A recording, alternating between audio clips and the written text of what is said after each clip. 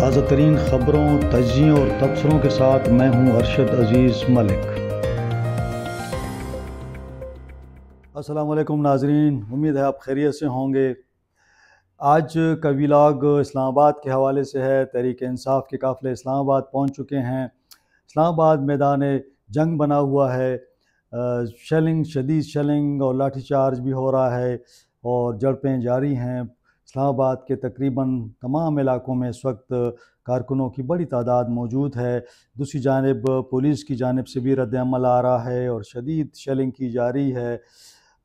तसादुम यकीनन बढ़ रहा है और तहरीक इंसाफ के कारकुन भी इस्लामाबाद के डी चौक की जानिब गामज़न हैं। काफ़ी सारे जो आखिरी इतलात आ रही हैं, कारकुन डी चौक पहुंच चुके हैं। बुशरा बीबी जो हैं वो भी अपने काफ़िले को लीड करते हुए डी चौक के करीब ही हैं। तो यूँ इस्लामाबाद का जो एहतजाज है वो इस हवाले से कामयाब रहा कि तहरीक इंसाफ के जो काफ़िले थे वो इस्लामाबाद में दाखिल हुए और उन्होंने डी चौक का ऐलान कर रखा था कि डी चौक में हम एहतजाज करेंगे। तो यकीनन तमाम काफ़िले आज अभी तक डी चौक पहुंच चुके हैं। इस मौके पर अली अमीन गंडापुर ने भी ख़िताब किया। वज़ीर आला साहब ने तमाम कारकुनों को कहा कि वो डी चौक से आगे ना जाएं, क्योंकि इमरान खान साहब ने हुक्म दे रखा है कि आप डी चौक में रुकें।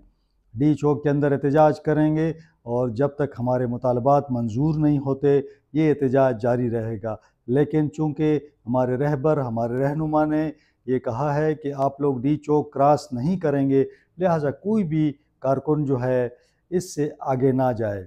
उनका यकीनन इससे उनकी मुराद यही है कि उससे आगे चूँकि पार्लियामेंट की बिल्डिंग है, सेनेट की बिल्डिंग है, ऐवान सदर है, वज़ीर आज़म हाउस है और अक्सर दफातर वहाँ मौजूद हैं। लिहाजा उन्होंने यही कहा है कि कारकुन इससे आगे ना जाएं। उनका ये भी कहना था कि इमरान खान ने तमाम वर्करों को पुरअमन रहने की ताकीद की है, लिहाजा कोई भी किसी किस्म की तोड़ फोड़ ना की जाए।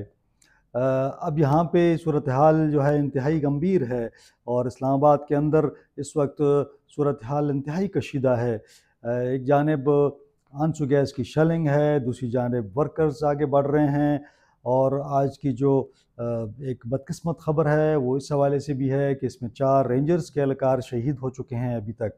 इस अफरा तफरी में ये भी तहरीक इंसाफ का दावा है कि उनके भी कुछ वर्कर शहीद हुए हैं और उनकी नमाज जनाजा जो है डी चौक में अदा की जाएगी।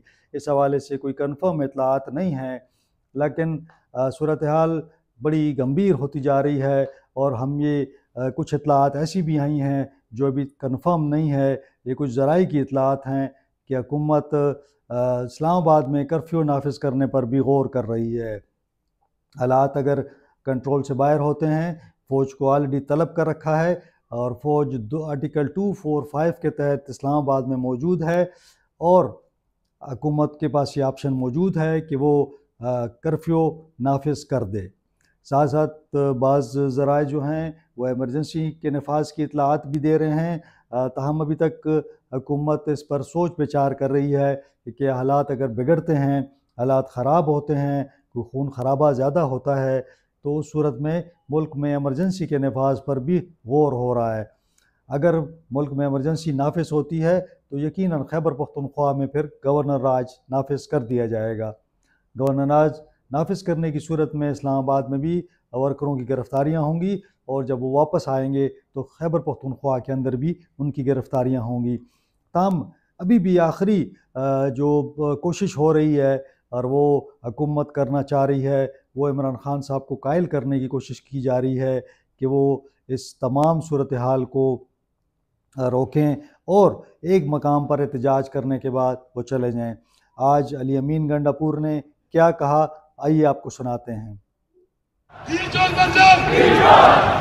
उससे आगे जब तक इमरान खान की अहकामात नहीं होंगे, इमरान खान का हुक्म नहीं होगा, हमने उससे आगे का इलाका जो इमरान खान ने नहीं कहा जाने के लिए हमने उसकी हिफाजत करनी है। क्या करनी है? क्या करनी, ये इनकी सोच है। हम पुरअमन हैं, हमें पुरअमन तरीके से अपना धरना देने दो।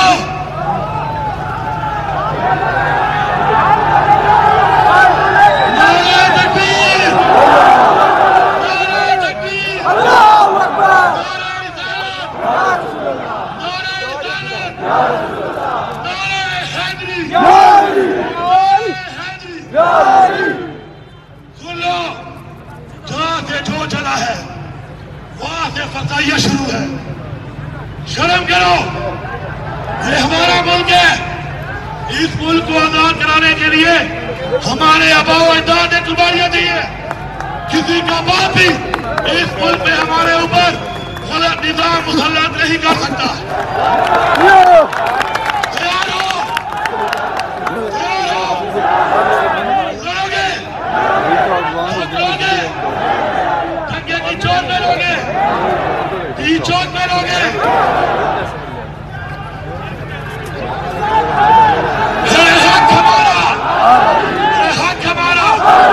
हम लेके रहेंगे, तेरा बाप भी देगा। शुक्रिया, पुरअमन मिसाल कायम कर रही है कि हमारे साथ जो जुल्म हुआ, तो फसाइयत हुई और जो हो रही है, हमारा ज़र्फ है, हम ज़र्फ वाले लोग हैं।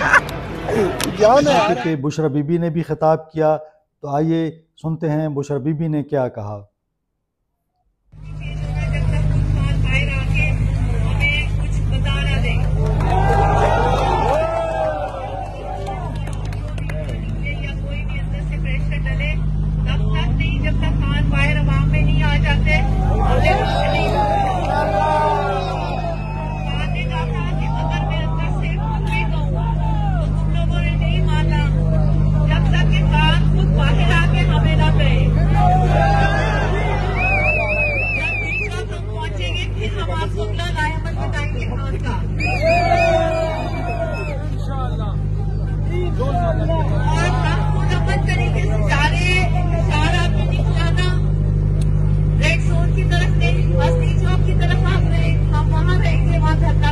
अगर इन्होंने खान को ना दिया,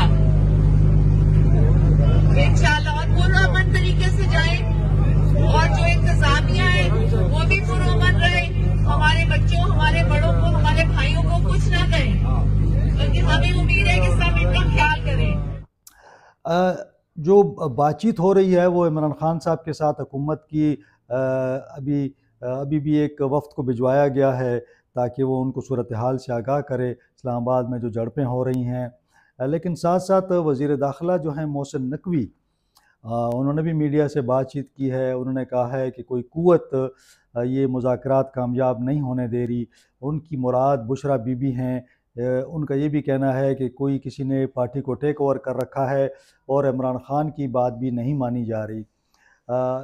मोहसिन नकवी का ये भी कहना था कि पार्टी टेक ओवर कर ली गई है, बुशरा बीबी जो हैं इस वक्त पार्टी को लीड कर रही हैं, लिहाजा वो किसी की बात नहीं मान रही। यहाँ पे अताउल्लाह तर्ड जो हैं उन्होंने इंकशाफ किया है कि जो धरने में और जो एहतजाज में जो लोग आ रहे हैं, इनमें अक्सरियत अफगान माजरीन की है और ऐसे लोगों को पैसे देकर फ्रंट पर लाया जा रहा है। ना इसमें बुशरा बीबी फ्रंट पे आ रही हैं, ना ही इमरान खान के बच्चे यहाँ फ्रंट लाइन पे हैं। उनका ख्याल ये है कि ये लोगों को पैसे देकर इस एहतजाज के लिए इस्लामाबाद लाया गया है और खून खराबे की जो मनसूबबंदी की गई है ताकि हालात मुल्क के ख़राब हों।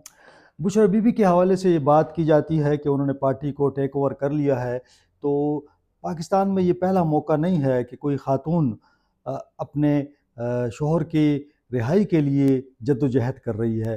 हमने देखा कि माजी में बेगम नसीम जो हैं वो वली ख़ान जब गिरफ़्तार थे तो वो उन्होंने भी एक तहरीक की, यहाँ पे उसको लीड किया और वली ख़ान की रिहाई में अपना किरदार अदा किया।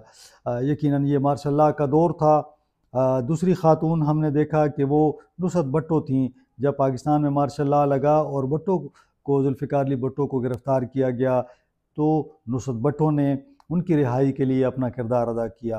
तो यकीनन ख़वातीन इसी तरह जब नवाज़ शरीफ साहब को गिरफ़्तार किया गया 99 में, जनरल परवेज़ मुशर्रफ ने जब टेक ओवर किया तो बेगम कलसूम जो थी वो कराची से पेशावर तक और पेशावर से मुख्तलिफ़ इलाक़ों तक खुद जाती रहीं और एहतजाज को लीड करती रहीं, लोगों से ख़िताब करती रहीं। तो ये हमें मिलती हैं, इसकी तारीख़ में मिसालें मिलती हैं कि ख़वातीन ने इससे कबल भी अपनी पार्टीज़ को लीड किया। ये अलग बात है कि बेगम नसीम फिर बाद में सियासत में आ गईं, जबकि बेगम कलसूम जो थीं वो सियासत में फिर नहीं आईं। इसी तरह नुसरत भुट्टो भी फिर ज़्यादा सियासत में नहीं आई, कुछ अरसा वो रहीं। ताहम ये हमने देखा है कि अपने जो शोहर हैं उनकी रिहाई के लिए यकीनन उन्होंने कोशिशें की। तो अब अगर बुशरा बीबी भी इस हवाले से इमरान खान की रिहाई के लिए एहतजाज कर रही हैं या मार्च को लीड कर रही हैं, तो यकीनन ये उनका हक़ है। अगर उन्होंने पार्टी को टेक ओवर कर लिया है तो ये अलग एक इशू है। ताहम अगर हम ये कहें कि वो इमरान खान की रिहाई के लिए जद्दोजहद कर रही हैं, आज भी उन्होंने कहा कि इमरान खान ने मुझे हुक्म दे रखा है कि हमने डी चौक पहुंचना है, लिहाजा हमने वापस नहीं जाना और डी चौक पहुंचकर आइंदा का लाएअमल दिया जाएगा। अब आइंदा का लाएअमल उनका ये कहना था कि इमरान खान साहब जो हैं वो बताएंगे कि आइंदा का लाएअमल क्या होगा। देखना ये होगा कि अब हुकूमत और तहरीक इंसाफ के कारकुनों के दरमियान ये जो जंग जारी है, इसका क्या मंतकी अंजाम होता है। कोशिश की जा रही है कि इमरान खान साहब और बुशरा बीबी की बात करवाई जाए ताकि उनकी बात होने से शायद कोई रास्ता निकल आए। ताहम अभी तक ये कोशिशें जारी हैं और आपको पता ही है इस्लामाबाद मुकम्मल तौर पर सील है। हर तरफ पुलिस और मुजाहिरीन आपको नज़र आते हैं, आंसू गैस की शेलिंग है, सूरत हाल इंतहाई कशीदा है। इसके साथ ही मुझे इजाज़त दीजिए, जो ही कोई नई डेवलपमेंट होती है तो मैं आपको फिर उससे आगाह करता हूँ। जाने से पहले सिर्फ इतना कहूँगा कि चैनल को सब्सक्राइब करें, लाइक करें और कमेंट्स भी दें। बहुत शुक्रिया।